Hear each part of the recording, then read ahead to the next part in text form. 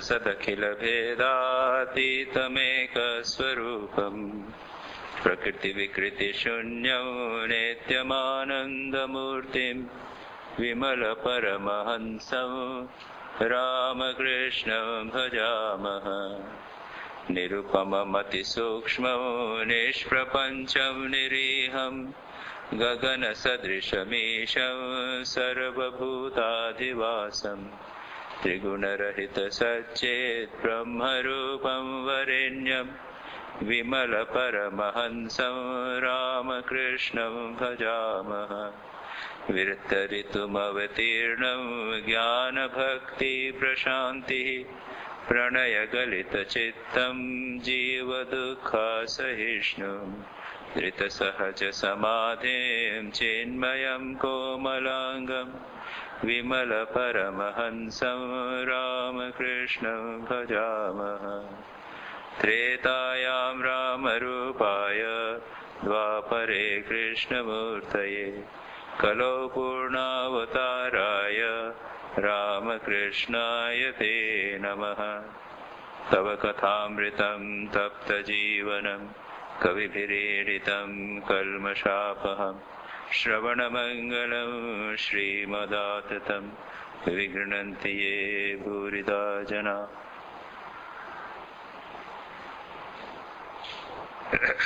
कल शनिवार था और मुझे सिरसा जाना पड़ा था। मैं आप लोगों को कहा था सिरसा जो बड़ा गर्मा गर्म है आजकल, तो रास्ते में कई जगह पे पुलिस वालों के बहुत सारे फोर्सेस थे, रिजर्व फोर्स भी थे, कुछ जगह तो कमांडोज भी पॉइंटेड एरियाज में थे, लेकिन ऑन द होल ठीक था। हम जब कार्यक्रम हमारे जितने भी हुए काफी अच्छे हुए।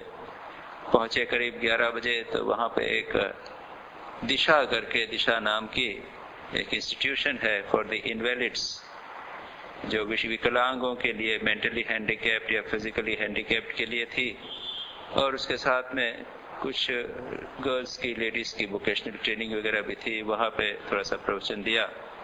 उसके बाद में हमारे डॉक्टर कर के यहाँ रहे और 5:30 बजे उन्होंने एक सत्संग रखा था एक हॉल में, तो उसमें भी काफी अच्छे अबाउट 60-70 लोग आ गए थे।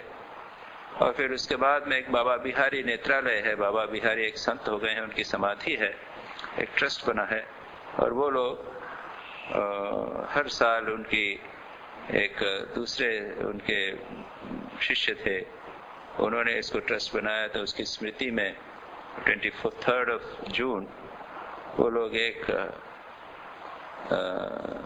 परिसंवाद जिसे हम कहते हैं ना, सेमिनार, इस बार था संस्कार और संगति, इसके ऊपर सेमिनार था। तो उसका टाइम दिया था 7:30 बजे और शुरू हुआ शाम को 8:30 बजे हॉल में, बाहर मैदान में।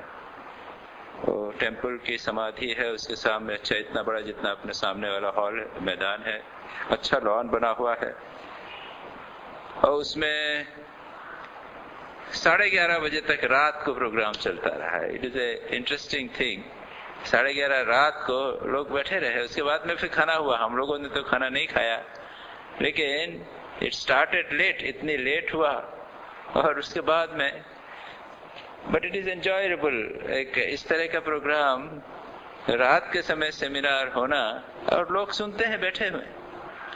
और फिर मुझे लगा कि भाई लेडीज भी हैं वहां पे रात को 11:30 बजे तक, तो कहे नहीं, बात में रात को जाने में इट इज क्वाइट सेफ। रात को इतनी देर तक लेडीज अगर घर पे जाएंगे भी तो इट इज क्वाइट सेफ। तो एक इंटरेस्टिंग एक्सपीरियंस था जो मैंने पिछली बार भी, एक बार लास्ट ईयर भी मैं गया था, वहां भी कार्यक्रम हुआ, इसलिए कल कार्यक्रम नहीं हो सका। आज हम श्री रामकृष्ण वचनामृत का पाठ करेंगे। परिच्छेद 41, जिनके पास पुस्तक है, परिच्छेद 41, दक्षिणेश्वर में भक्तों के साथ। और आज का दिन भी है रविवार 17 जून 1883। आज है 24 जून, आज भी रविवार है। पिछला 17 जून भी रविवार था, हम लोगों ने वो 17 जून को मिक्स कर दिया। हाँ, जो एग्जैक्ट डेट नहीं आया, लेकिन वो साल, उस साल की डेट्स और ये डेट्स जो हैं वो मिल रही है। ये मैंने पिछली बार आप लोगों को बताया था।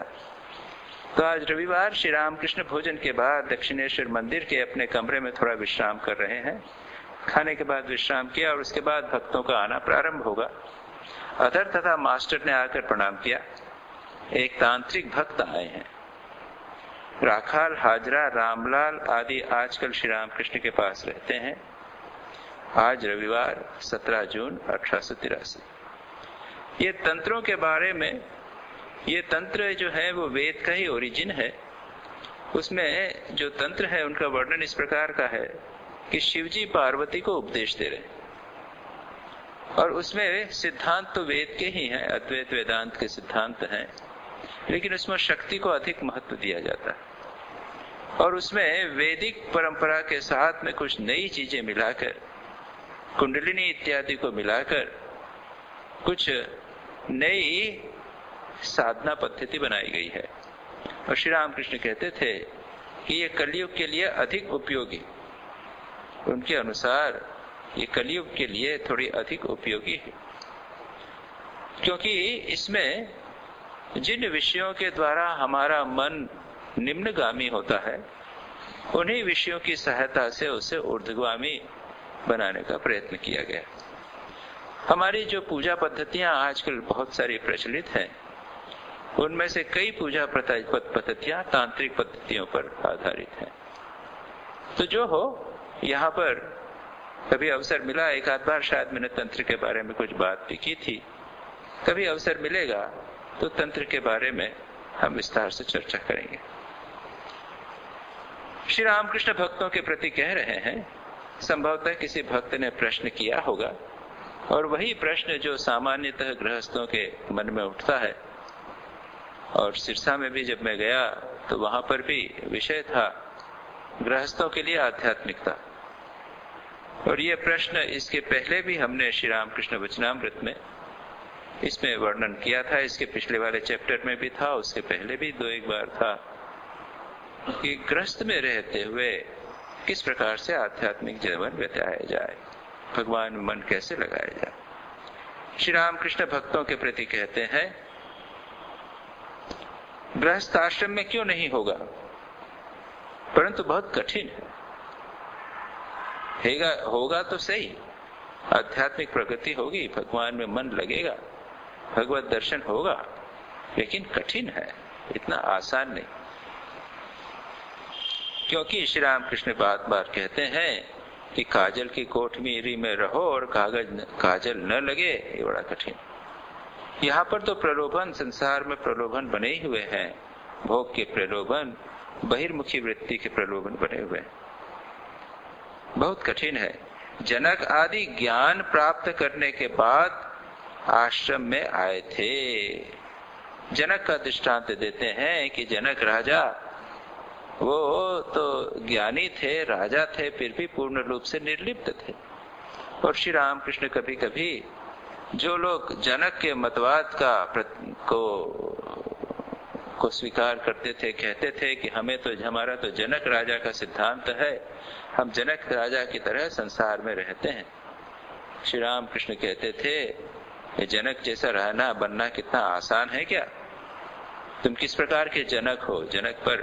जनक शब्द के ऊपर वो मजाक करते थे, तो कहते हैं जनक यानी होता है जन्म देने वाला।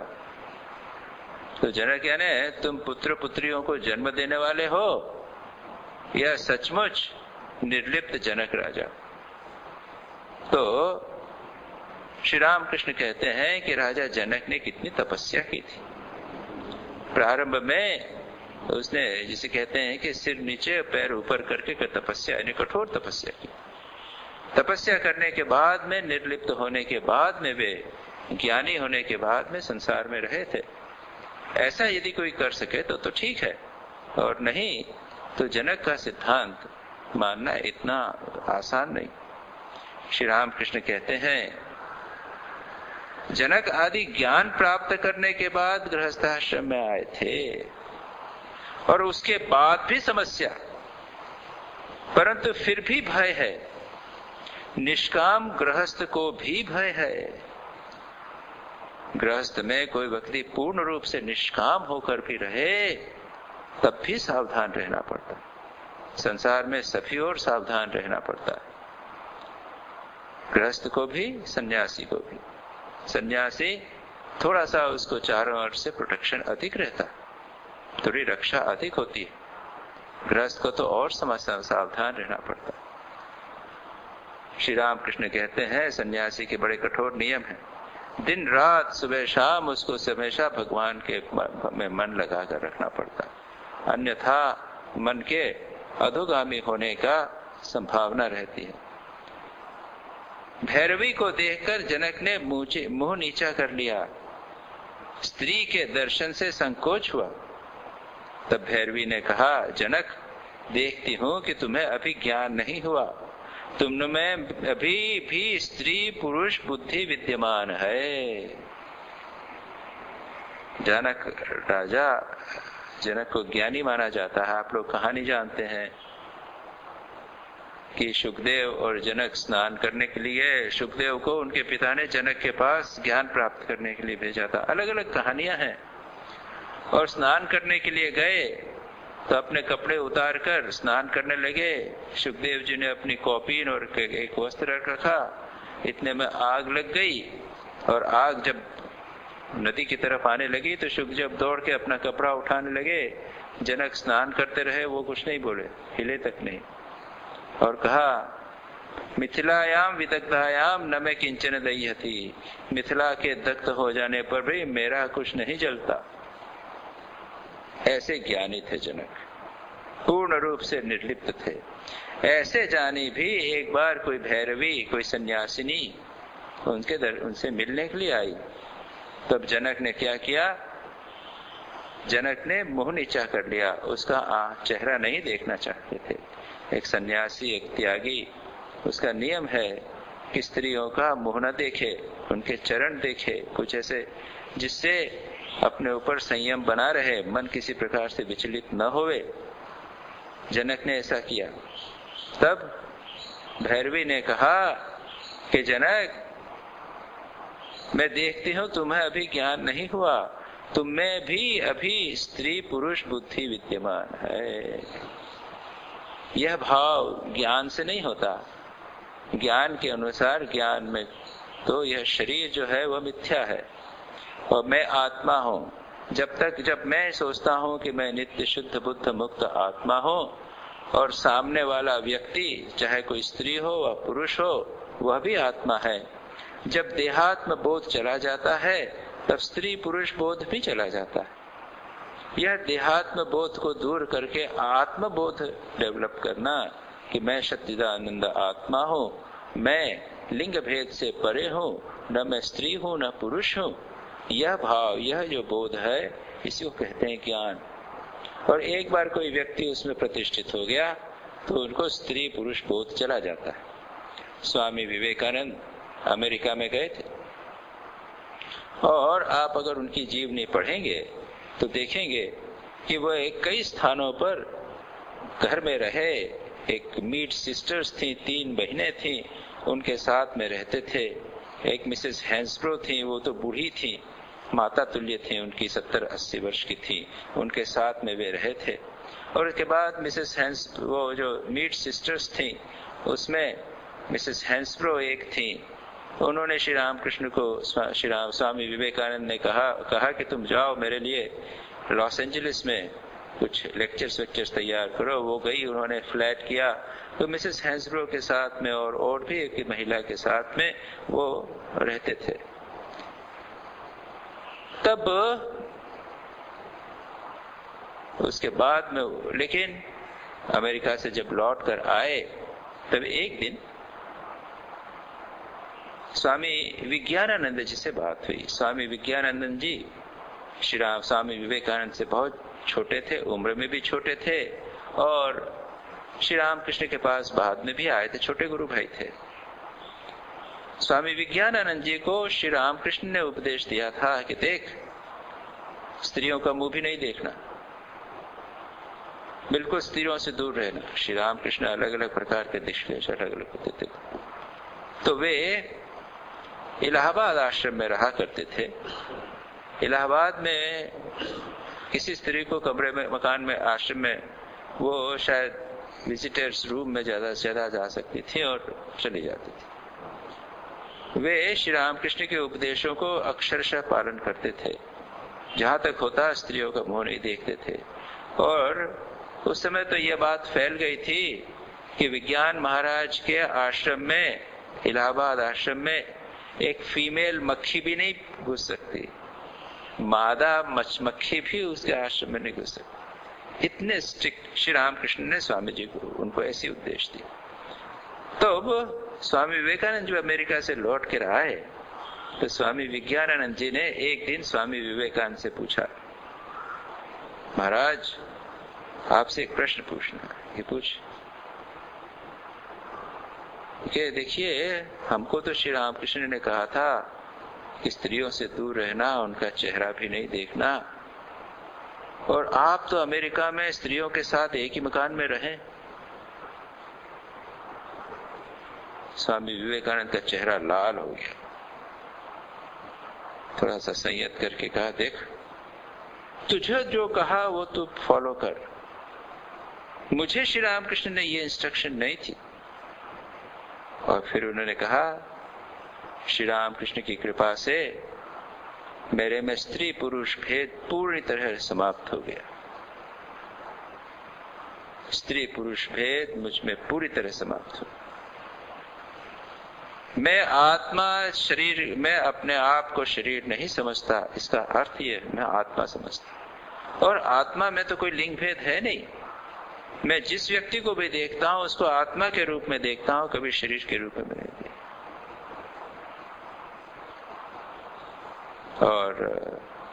और भी उसके ऊपर इंटरप्रिटेशंस है, बातचीत है। उसके बाद में श्री रामकृष्ण ने कहा कि तुमको जो निर्देश दिया है उसको पालन करो। जहां तक मेरा प्रश्न है,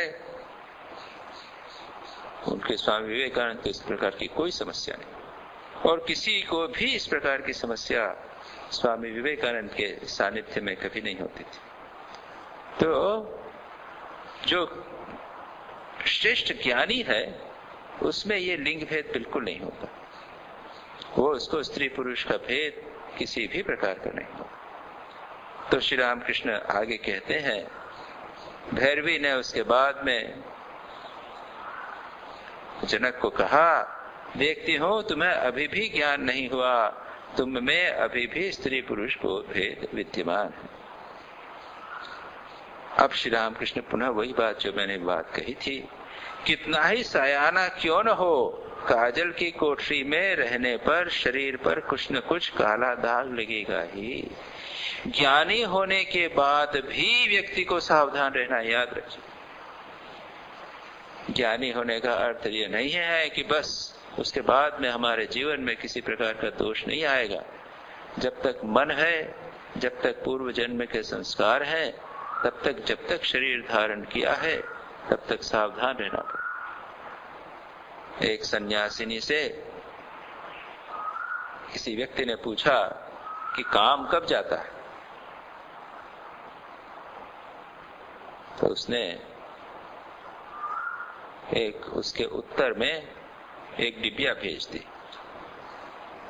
उसको डिबिया को जब खोला तो उसमें एक छोटी डिबिया, उस डिबिया को खोला उसमें एक छोटी डिबिया, उस डिबिया को खोला फिर छोटी डिबिया, एक डिबिया के अंदर छोटी छोटी छोटी डिबिया है, और अंतिम डिबिया में थोड़ी सी राख थी उसमें। मतलब क्या हुआ कि काम कम होता जाए, भले कम होता रहे, लेकिन तभी नष्ट हो जाता है जब तक यह शरीर जलकर भस्म न हो जावे। जब तक शरीर जलकर भस्म नहीं हो जाता तब तक काम नहीं जाता। ज्ञानी को, साधक को भी सावधान रहना पड़ता है। जैसे दृष्टांत पुराणों में आते हैं, कहानियों में है, अब व्यक्तिगत रूप से तो कोई हम नहीं जानते, कि बहुत बड़े ज्ञानी संत ब्रह्मज्ञानी भी आबाद के जीवन में असावधानी के कारण उनके जीवन में स्खलन हो गया था, पतन हो गया। एक और दृष्टांत है, एक बाबा जी थे, संत थे, भिक्षा मांग कर खाते थे। एक दिन अचानक कोई वेश्या मिल गई। उसका बाबा जी एक बात पूछूं? के बेटा पढ़ लो, क्या आपने काम को जीत लिया है? तो चुप रहे वो। उन्होंने कहा कि मैं इसका जवाब बाद में दूंगा, बाद में दूंगा। ठीक है। उसके बाद में कभी आगे पीछे चलते फिरते कभी मिलती थे, पूछा आपने जवाब नहीं दिया कि मैं दूंगा जवाब। बाबा जी का अंतिम समय आया, मृत्युशैया पर पड़े हुए हैं, सांस चल रही है। उन्होंने अपने शिष्यों को कहा, दूसरे लोगों को कहा कि वो वेश्या को बुला के लाओ। लोगों को बड़ा आश्चर्य हुआ, स्कैंडलस जिसे कहते हैं ना, कह रहे अंतिम समय में ये वेश्या को बुला रहे हैं, क्या पता है क्या मामला, कौन सी क्या संबंध रहा होगा, कि नहीं बुला के लाओ। लाए। जब आई तो उन्होंने कहा, हाँ मैंने काम को जीत लिया है और शरीर त्याग दिया। लास्ट सांस के समय उन्होंने कहा काम भी नहीं दिया, शरीर त्याग। जब तक शरीर रहेगा तब तक चाहे कितना भी ज्ञानी हो, स्त्री पुरुष भेद सूक्ष्म रूप से बना रहता है और वो सूक्ष्म रूप से काम भी बना रहता है। इसीलिए यह आत्मबुद्धि डेवलप करना, मैं आत्मा हूं, यह अत्यंत कठिन। खैर, यह एक श्री रामकृष्ण कहते हैं, कितना भी सयाना क्यों न हो, काजल की कोठरी में रहने पर शरीर पर कुछ न कुछ काला दाग लगे ही जाता है। मैंने देखा है गृहस्थ भक्त जिस समय शुद्ध वस्त्र पहनकर पूजा करते हैं, उस समय उनका अच्छा भाव रहता है। मंदिर में आइए, बैठिए, रिट्रीट अटेंड कीजिए, अच्छा स्नान करके अलग से कपड़े की ड्रेस रख लीजिए, ये भी आवश्यक है। एक नियम पालन करना पड़ता है। सुबह अपने लिए अपनी पूजा अर्चा जप वगैरह जब करेंगे तो एक अच्छा ड्रेस ले लिया, स्नान कर लिया, उस कपड़े को वस्त्र को पहनकर आप बैठकर ध्यान जप कीजिए। आप जैन मंदिर में अगर जावें तो आप देखेंगे कि प्रातःकाल बहुत सारे गृहस्थ भक्त आते हैं। वो उनका एक हल्का सा येलो लाल पीला हल्का पीला रंग का कपड़ा होता है, धोती और ऊपर का कपड़ा दोनों पीले रंग के होते हैं, बिल्कुल साधु जैसे, लगभग साधु या पुजारी जैसे सजकर, और वे वहां पर शुद्ध भाव से पूजा अर्चना वगैरह इत्यादि करते हैं। बड़ा अच्छा लगता है, उस समय भाव बहुत अच्छा रहता है।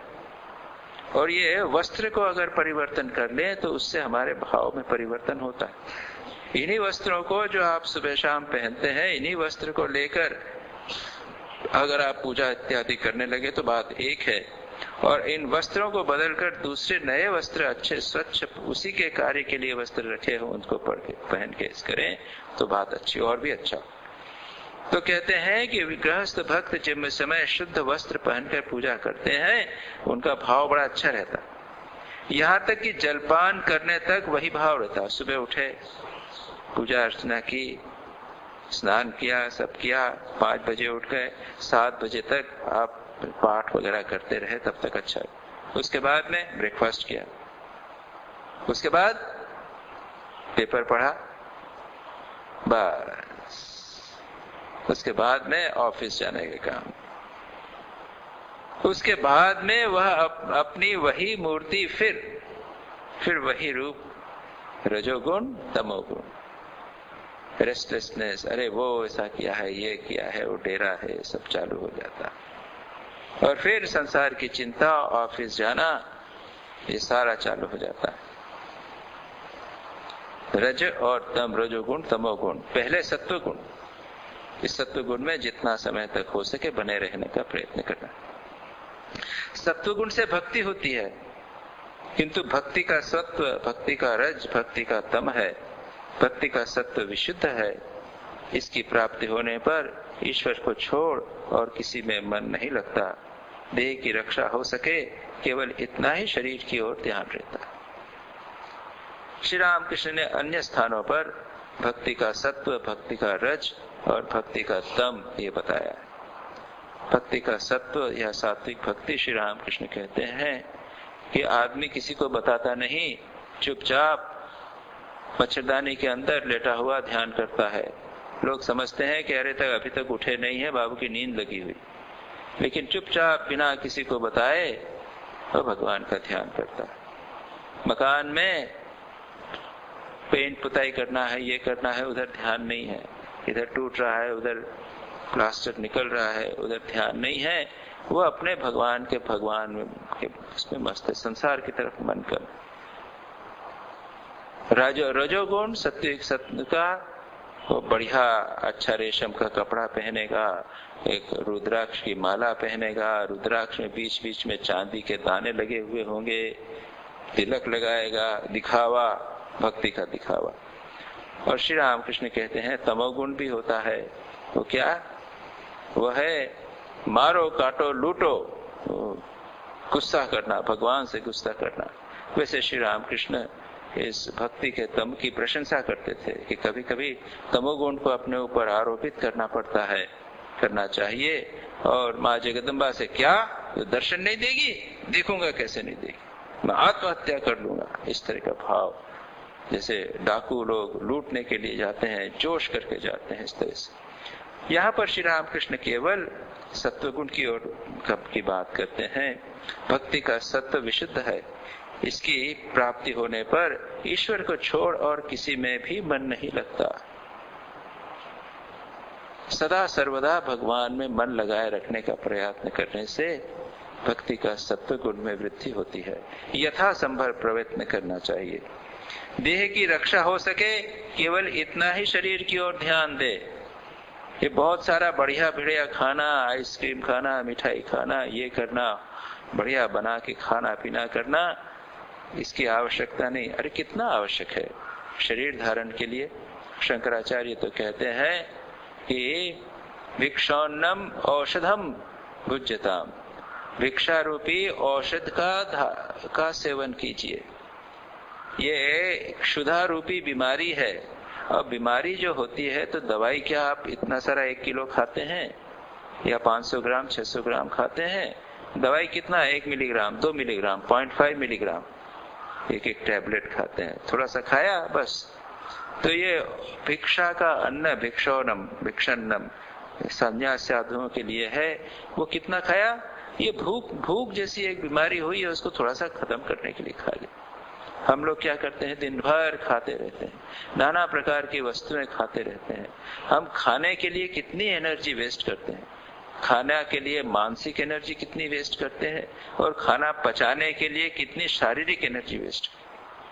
और खाने को बनाए रखना, करना, संभालना करना, ये किचन मेंटेनेंस, इसमें कितना समय हम बर्बाद करते हैं। तो श्री रामकृष्ण कहते हैं यहाँ पर देह रक्षा हो सके केवल इतना ही शरीर की ओर ध्यान दें। ये केवल श्री रामकृष्ण की बात नहीं है, ये सभी संत समाज या साधकों की बात है। ये खाने पीने के लिए ज्यादा समय बर्बाद नहीं करना चाहिए। श्री स्वामी यतीश्वरानंद जी कहते थे, how much of energy we waste in senses and in being social. सामाजिक बनने में, लोगों को खुश रखने में, मिलने जुलने में हम कितना समय बर्बाद करते हैं, और अपने इंद्रियों को संतुष्ट करने के लिए कितना समय बर्बाद। तो जो हो, यहाँ पर हमने देखा श्री रामकृष्ण ये बात कहते हैं।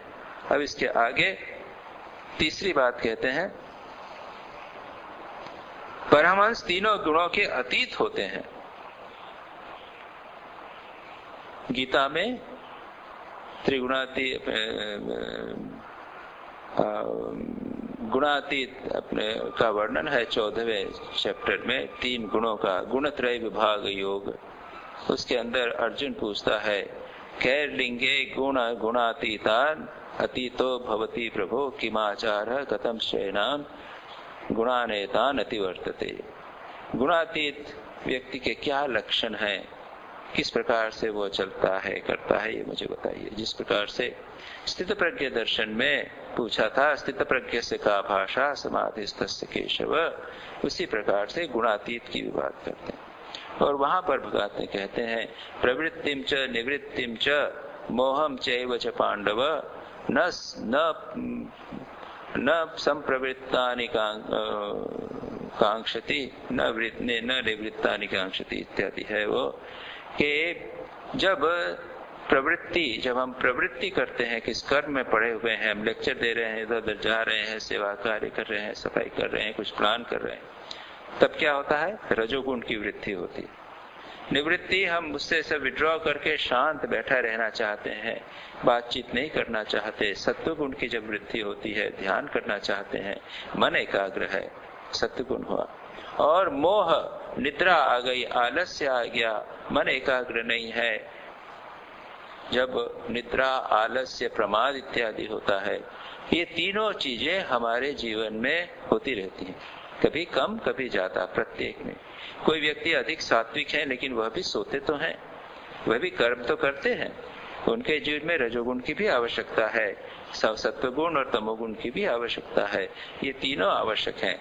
ये तीनों होते हुए भी प्रवृत्तिम निवृत्तिम मोहम च न संप्रविष्टानि, उनसे जब वो आवे तो उनको दूर करने की इच्छा नहीं होती, और जब न होवे तो प्राप्त करने की इच्छा नहीं। यानी इन तीनों को, ये तो आएंगे, शरीर मन जब तक है तब तक तमोगुण, रजोगुण और सत्वगुण आते रहेंगे, इनकी चिंता नहीं करना, इसको कहते हैं गुणातीत। लेकिन याद रखिए, व्यक्ति गुणातीत तभी हो सकता है जब उसने प्रयत्न पूर्वक पहले सत्वगुण की वृद्धि का प्रयत्न किया। कोई आदमी घोर तमोगुणी हो और कहे कि मैं गुणातीत हूं, सोया रहे, प्रमाद करे, आलस्य करे और कहे कि मैं गुणातीत हूं, ऐसा नहीं। महान काफी संघर्ष, स्ट्रगल करने के बाद में गुणातीत की अवस्था होती है। श्री रामकृष्ण कहते हैं, गीता में भगवान 14 अध्याय के 26वें श्लोक में कहते हैं, माम च यो अव्यभिचारेण भक्ति योगेन सेवते स गुणान समतीत्यतान ब्रह्म भूयाय कल्पते। उसके बाद में अर्जुन प्रश्न है, कैयेंगे 3 गुणान एतान भवति प्रभो किमाचार कथम चेता। भगवान कहते हैं कि जो माम चैव अव्यभिचारेण भक्ति योगेन, जो अव्यभिचारी, बिल्कुल एकांत निष्ठ भगवान के प्रति भक्ति के द्वारा मेरी सेवा करता है, भक्ति करता है, सेवते भजन करता है, भगवान की सेवा, फिजिकल सेवा, मानसिक सेवा, भगवान का ध्यान इत्यादि सब करता है, वह एतान, इन 3 गुणों को, कौन से 3 गुण? जिसका भगवान ने आगे वाले 25 श्लोकों में वर्णन किया। ये गुण मानसिक स्तर पर कैसे व्यक्त होते हैं, शारीरिक स्तर पर कैसे व्यक्त होते हैं, चिंतन के स्तर पर कैसे व्यक्त होते हैं, इस सारा वर्णन भगवान करते हैं। इन तीनों गुणों को समतीत, उनको पार करके ब्रह्म के लिए, ब्रह्म प्राप्ति के लिए वह अधिकारी बन जाता। जो ब्रह्म की स्थिति है वह 3 गुणों के परे की स्थिति है, तो उसके लिए भक्ति योग की आवश्यकता भगवान बताते हैं। तो श्री रामकृष्ण कहते हैं, जो परमहंस है वह 3 गुणों के अतीत, There is the highest stage of realization. वो आता है, भूख लगी तो ठीक है, नींद आई तो ठीक है, मुझे कुछ नहीं लेना देना मुझसे, फिर में ये शरीर का धर्म है वो तो होता रहेगा, लेकिन मुझे इससे कुछ नहीं लेना चाहिए। उनमें 3 गुण हैं और फिर नहीं भी हैं, एपरेंटली दिखाई देते हैं कि 3 गुण हैं, लेकिन वे अपने आप को ब्रह्म के रूप में पहचानते हैं, इसलिए उनको इससे कोई चिंता नहीं होती। ठीक जैसा बालक किसी गुण के अधीन नहीं, इसलिए परमहंस छोटे छोटे बच्चों को अपने साथ लेते हैं जिससे उनके स्वभाव को अपना सके। ये बच्चे, श्री रामकृष्ण कहते हैं, बच्चा किसी भी गुण के अधिकार में नहीं, कोई ग्रंथि नहीं, कोई ऑब्सेशंस नहीं, कोई चीज मिली अच्छी है पहले देगा नहीं। श्री रामकृष्ण कहते हैं, खिलौना दिया है, मेरे बाबूजी ने दिया है, नहीं दूंगा, और थोड़ी देर में उसको फेंक देगा अटैचमेंट में। सोना है तो सो जाएगा, खेलता हो तो खेलेगा, किसी से बंधा हुआ नहीं है।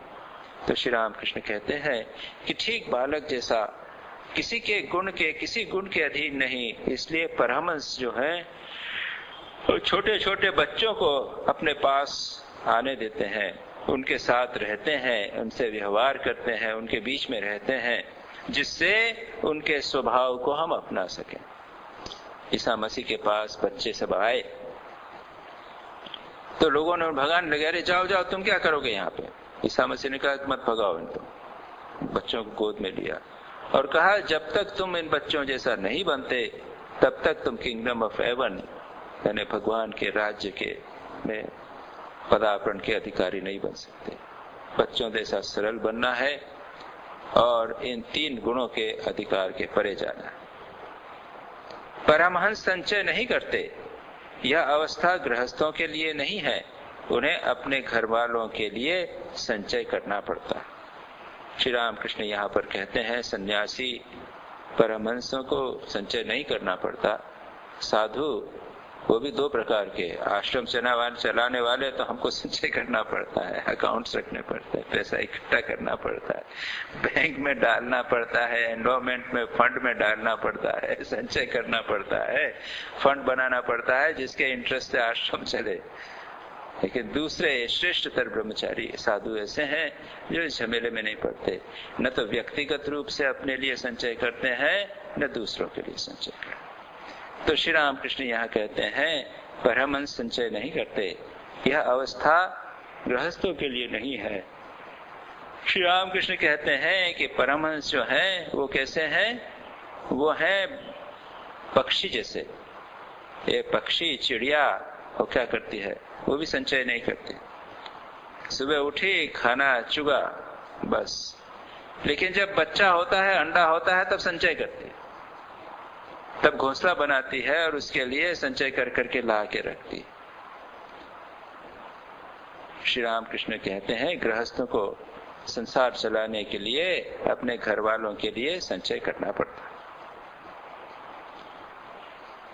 तांत्रिक भक्त एक प्रश्न पूछते हैं, क्या परमहंस को पाप पुण्य का बोध होता है?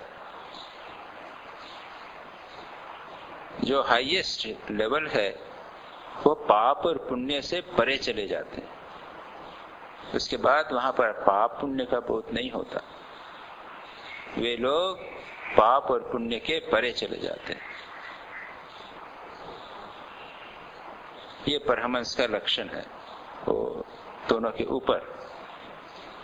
लेकिन श्री रामकृष्ण क्या उत्तर देते हैं? श्री रामकृष्ण केशव सेन से कहते हैं, श्री रामकृष्ण केशव सेन ने यह बात पूछी थी, मैंने कहा और अधिक कहने पर तुम्हारा दलबल नहीं रहेगा। यानी अगर यह मैं कह दूं कि परमहंस जो है वो पाप और पुण्य के परे है, तो फिर संसार में पाप उसे नहीं दिखता, संसार में बुराई उसे नहीं दिखेगी और उसे दूर करने का भी प्रश्न नहीं उठेगा।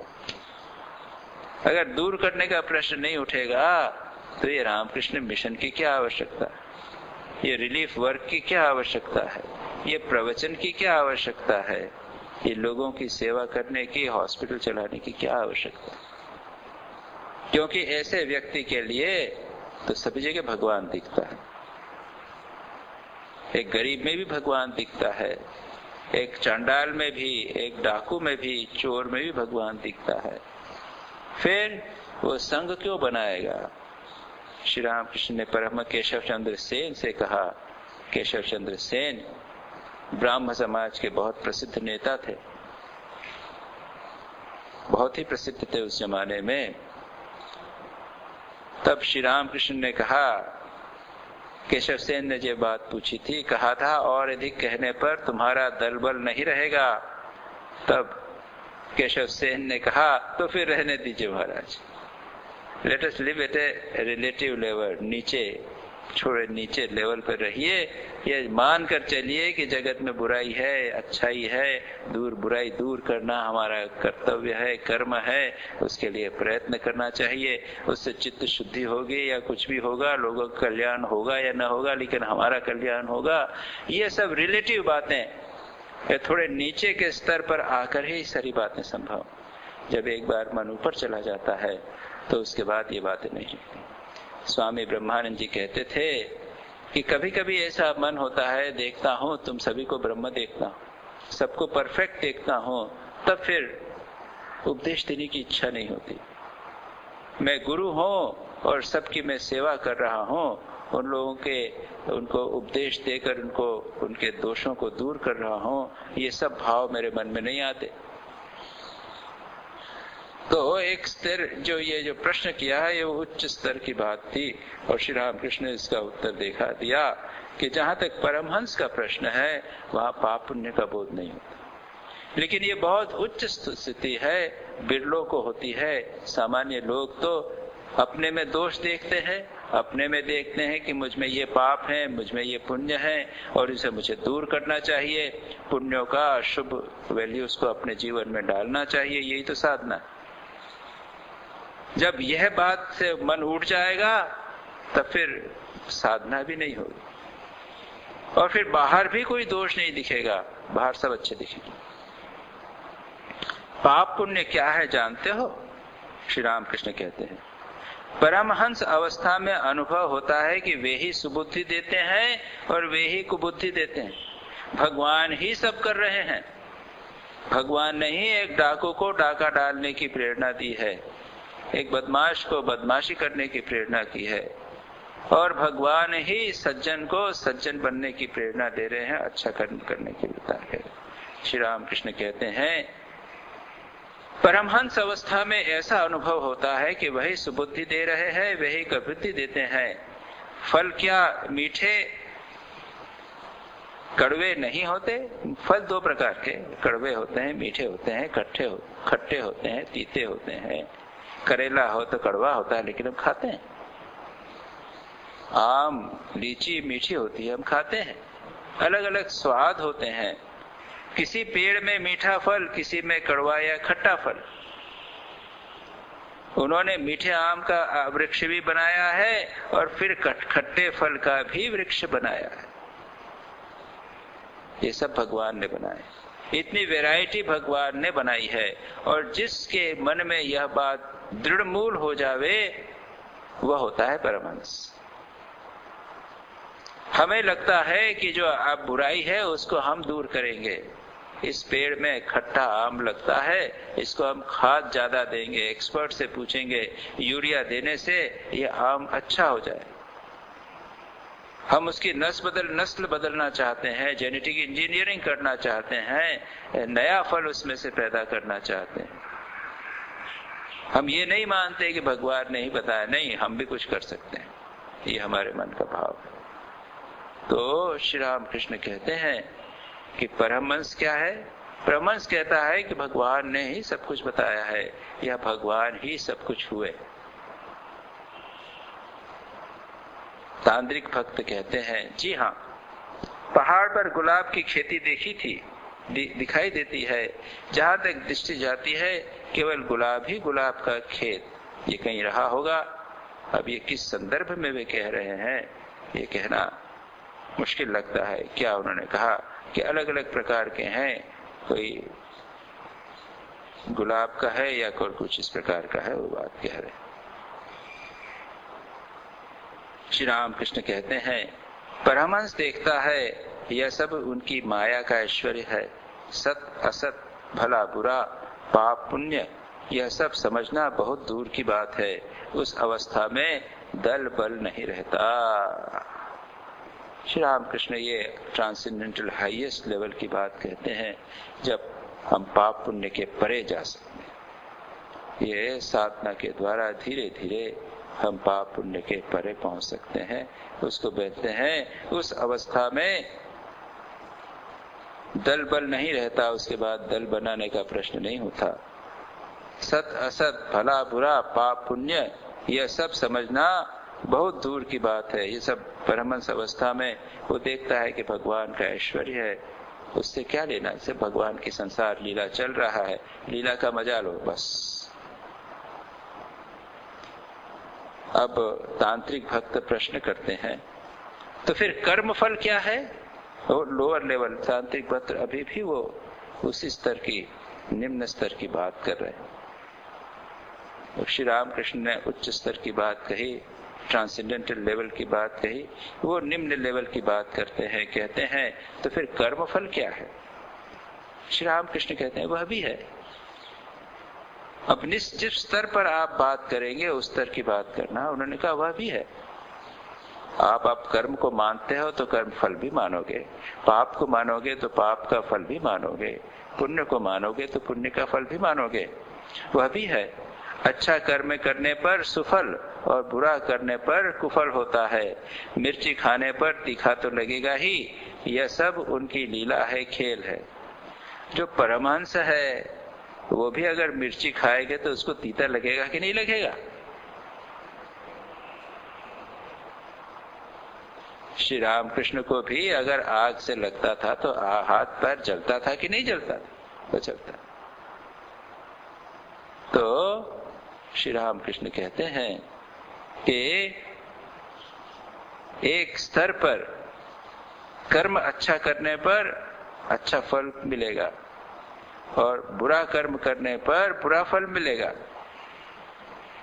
मिर्च खाने पर तीता लगेगा ही, मिर्च तीखा लगेगा ही, यह सब उनकी लीला है, खेल है। एक विधान नियम से संसार चल रहा है, वो चलेगा, वह माया, इसको हम माया कहते हैं। श्री रामकृष्ण ने इसको लीला कहा, भगवान की माया कहा है। उस लेवल पे ये सारी बातें होगी। और जो अगर यह कोई व्यक्ति निश्चित रूप से जान ले कि भगवान की लीला है, तो फिर वो उसके द्वारा विचलित नहीं होगा। तांत्रिक भक्त फिर आगे फिलोसॉफिकल बातचीत करने के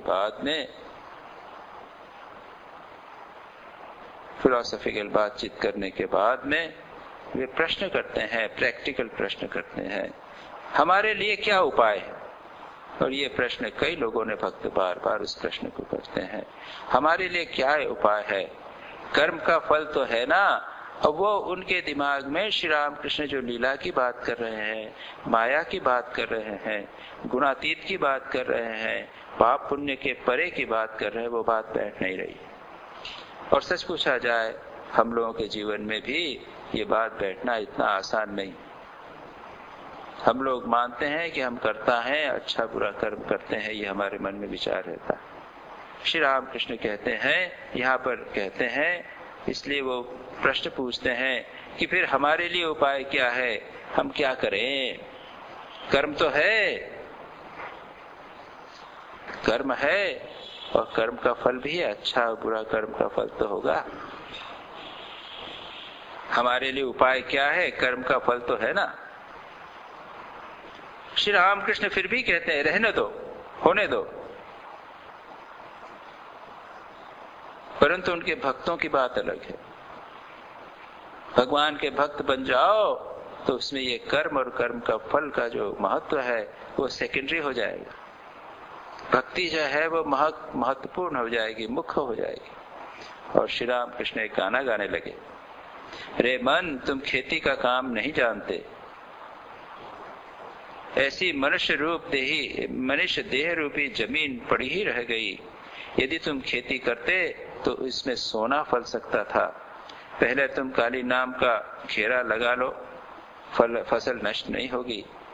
वह तो मुक्त केशी का पक्का घेरा है, उसके पास यम भी नहीं आता। गुरु का दिया हुआ बीज बोकर भक्ति का जल सींच देना। रे मन, यदि तुम अकेले न कर सको तो राम प्रसाद को साथ ले। ये एक प्रसिद्ध बंगाली गाना है, रे मन किसी का जानो ना, यानी खेती का काम तुम जानते नहीं। अब खेती के लिए क्या करना पड़ता है? एक जमीन सिलेक्ट करनी पड़ती है और उसके बाद में उसके चारों ओर या तो एक वॉल जमीन बना लीजिए, लेकिन एक या फिर मुडेर बना लीजिए या तार लगा दीजिए जिससे इसमें जानवर नहीं घुसे। कई उधर देखा है ये एक, जिसे आप नीलगाय कहते हैं ना, नीलगाय इस प्रकार का एक जो हिरण की जाति के बड़े बड़े होते हैं, वो खेतों में घुस के सब बर्बाद करते हैं। कुछ जानवर, गाय, ढोर, बकरी आके खाएंगे, उसके लिए उसको आप प्रोटेक्ट करो चारों तरफ से। तो कहते हैं कि ऐसी मनुष्य देह रूपी जमीन मौका मिला है, ये जमीन मिली है, अब इसके अंदर थोड़ा खेती करना है। तो पहले क्या करो, एक बॉर्डर बना लो, एक मुडेर बना लो, एक बेड़ा बना लो, काली नाम का घेरा, भगवान का नाम कंटिन्यूस लो तो ये शरीर रूपी जो देह है ये प्रोटेक्ट हो जाएगी। निरंतर भगवान का नाम लेते रहने से ये शरीर रूपी जो खेत है वो चारों तरफ से प्रोटेक्ट हो जाएगा। उसके बाद में उसकी प्रशंसा करते हुए कहते हैं काली नाम का जो घेरा है, भगवान का नाम उसका पावर है, भगवान का नाम का ऐसा पावर है। मुक्तकेशी का पक्का घेरा, मुक्तकेशी माँ काली के बाल जो हैं वो खुले हुए हैं, इसलिए मुक्तकेशी बोलते हैं। उनके पास यम भी नहीं आ सकता। भगवान का नाम अगर आप रहते रहे तो मृत्यु का भय आपको नहीं रहेगा। यहाँ तक कि अजामिल ने जब भगवान का नाम लिया तो यमदूत जो थे भाग गए थे, आपने कहानी सुनी होगी। उसने जब यमदूत आए तो अजामिल ने अपने पुत्र को बुलाया, नारायण नाम था उसका, तो नारायण का नाम सुनकर यमदूत भाग गए। तो श्री राम कृष्ण कहते हैं कि यह तो मुक्तकेशी का पक्का घेरा है, उसके पास यम भी नहीं आ सकता। भगवान का नाम का इतना महत्व दिया हुआ है। गुरु के का दिया हुआ बीज बोकर भक्ति का जल सींच देना चाहिए। ये भगवान गुरु ने जो हमें मंत्र दिया है, बीज मंत्र, उसको अगर हम उसमें से एक वृक्ष बनाना चाहते हैं तो उसमें खाद देना पड़ेगा, जल देना पड़ेगा। और उसके लिए कौन सा जल देना है? भक्ति रूपी जल। बिना डिवोशन के, बिना भक्ति के भगवान का नाम बीट बीट बीट बीट रोज सुबह शाम कितना करें, 1000 जप के हैं, लेकिन मन नहीं है। ऐसा नहीं, भक्ति के साथ, प्रेम के साथ, अनुराग के साथ में श्री राम कृष्ण कहते थे भगवान का नाम लो। कैसे नाम लो? निर्जने निशब्दे एक मने अनुराग पूर्वक। निर्जन में भगवान का नाम लो, निशब्दे बिना उच्चारण किए मन ही मन करो और एक मन से एकाग्रता पूर्वक पढ़ो और अनुराग पूर्वक, प्रेम पूर्वक भगवान का नाम। ये 4 कंडीशन श्री राम कृष्ण कहते हैं। और यहाँ पर भी कहते हैं इस भजन में है भक्ति रूपी जल के द्वारा उसको सिंचित करो, तब वह जो बीज है वह उगेगा।